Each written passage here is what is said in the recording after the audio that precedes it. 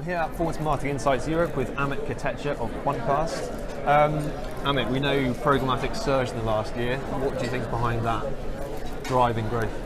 Yeah, I think the stats are it's gone from 47% the year before to 60% last year, which is great. So 60% of all media traded is programmatic.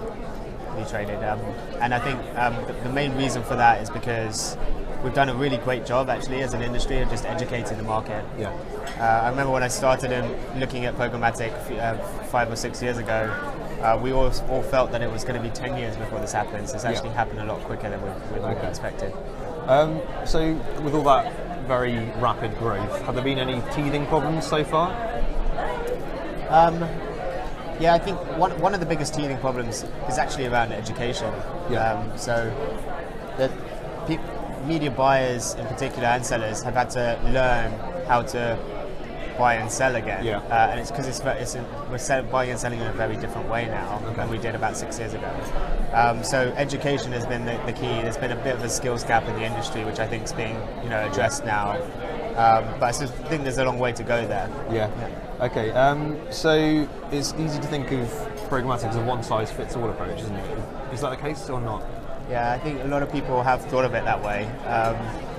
But the more sophisticated you get with buying, the more you get more comfortable with the technology. The more you start to think about how you can stretch the technology to do more than just buying. And so I definitely think it's not a one-size-fits-all. I just think we haven't figured out how to use the technology to its full capacity yet. Okay, so what could marketers using programmatic do to improve that efficiency? Well, I think the first thing they have to do is sort out measurement. Now that 60% of media is traded programmatically, the next thing we've got to do is actually sort out how we measure success, because for the best part of 20 years we've been measuring success in one way only, and that's usually the last click or the last touch, and that needs to change.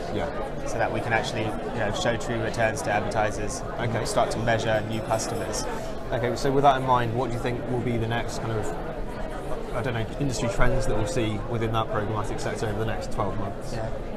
Well, I hope that it is attribution.